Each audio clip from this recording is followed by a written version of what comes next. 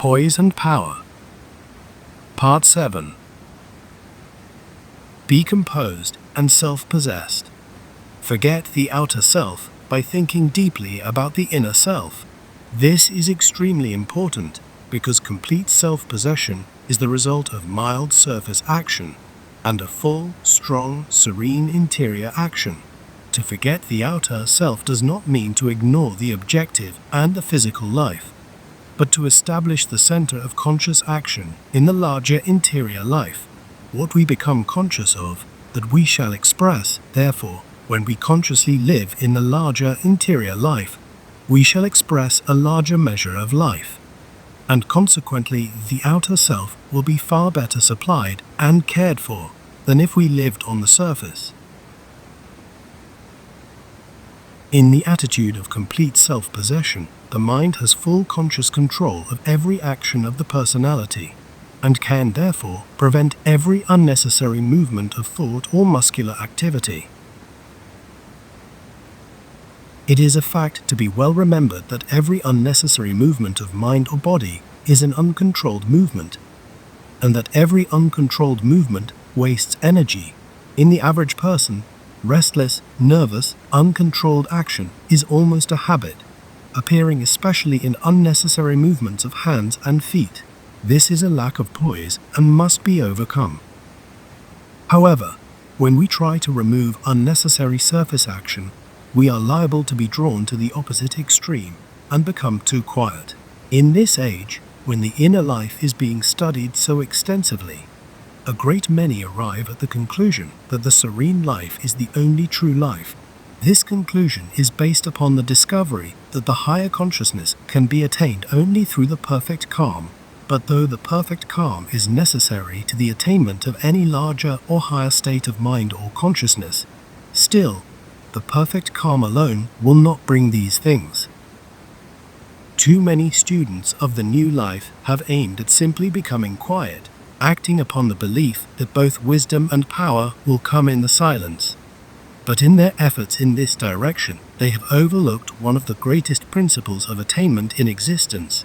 That is, no attainment is possible without power, and power cannot act constructively unless it acts in peace. A person may become quiet in a superficial way without preventing in the least the constant waste of energy through the various sources mentioned.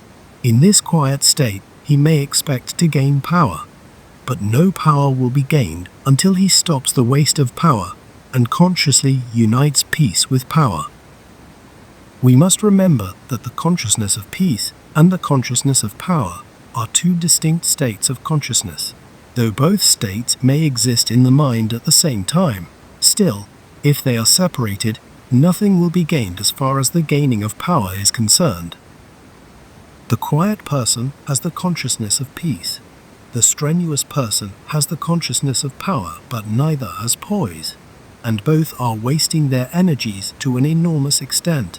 The strenuous person scatters his forces broadcast by forceful action. The quiet person fails to hold on to any of his energies and permits them to gently slip away. When the consciousness of peace and the consciousness of power are united, we have a new state of consciousness, and this consciousness is poise. Therefore, when we proceed to change the center of consciousness from the plane of restless surface action to the plane of serene interior action, we must not forget to keep power in mind, as well as peace. In this connection, the attitude of deep soul satisfaction should be cultivated to the fullest extent, also a state of uninterrupted contentment. This may seem difficult to do when everything in life is the way we do not wish it to be, but we must remember that happiness does not come from circumstances or things. Happiness does not come from having much, but from being much, and he who is much will inevitably possess much. Contentment and soul satisfaction hold power in the system, and thus aid directly in giving the person the greater power required to make everything in life become the way he desires it to be. Deep soul satisfaction will also promote the consciousness of poise. and give to mind a clear conception of what poise actually is. In other words, poise will be felt, and we do not understand poise until we feel it. After we have felt poise, we know the way to the mental attitude of poise, and can successfully enter this attitude at any time and under any circumstance. When we have learned to do this, we should always act in poise, whether our work be physical or mental, or both. To act in poise does not require slow, measured movements, as too many suppose. You can work with lightning speed and still be in poise. In fact, the more perfect your poise, the more rapidly you can work, and the higher will be the quality of your product. It may appear to be a startling fact, nevertheless it is true, that when you work in poise you will never feel tired, providing you secure 8 hours sleep out of every 24. Always think in poise, and feel every thought to be calm and strong. If every thought does not produce a calm, strong feeling in mind, you are out of poise and are losing mental energy. To think in poise is a very high art, and will aid remarkably in developing ability and mental capacity. To cultivate this art, give the feeling of poise to every thought, and gradually you will think more and more in poise without trying to do so. There are few attainments that are of greater value than to be able to speak in poise. The public speaker who can speak in poise will reach the very soul of his audience, and every word will carry conviction. The same is true of the musician who can sing or play in poise. Also of the actor who can act in poise.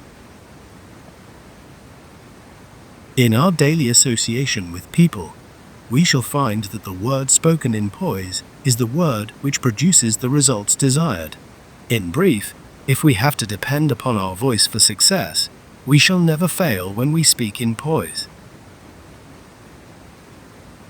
To cultivate this fine art, speak gently, calmly, and with serene power. It is not necessary to always speak slowly, but every word should have soul, a strong, silent soul. Another great attainment is to be able to read in poise, though the average person is never in poise while he reads.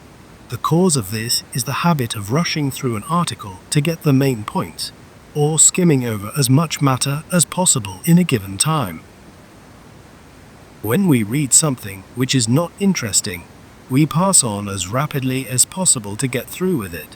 When we read something which is interesting, we are constantly on tiptoe to discover what is coming next.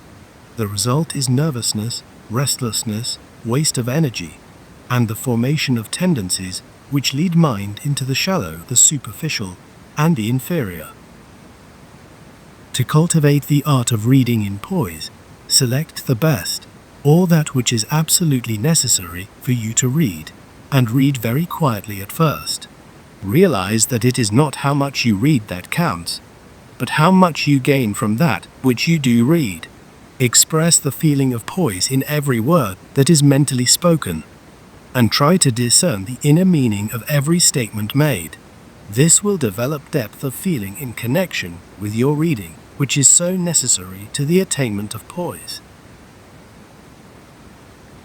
In a very short time, you will naturally enter the attitude of poise whenever you take up something to read, and you will be able to read with considerable speed without losing your poise in the least. To read in poise not only saves energy, but it develops depth of thought, lucidity of intellect, and evolves a much clearer understanding of that which is read.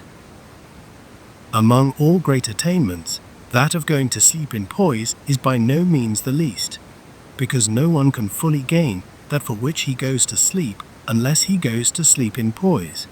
This is very important, as we cannot impress the subconscious with any satisfactory results unless we go to sleep in poise. Recent investigations have demonstrated the fact that the subconscious will respond to any idea or desire held in mind as we go to sleep, and also that the great possibilities of the within can in this way be gradually brought into expression. but we must go to sleep in poise to have these extraordinary results. To go to sleep in poise, relax mind and body, feel the soul of poise, and realize the fullness of the silent life. End of Poise and Power, Part 7.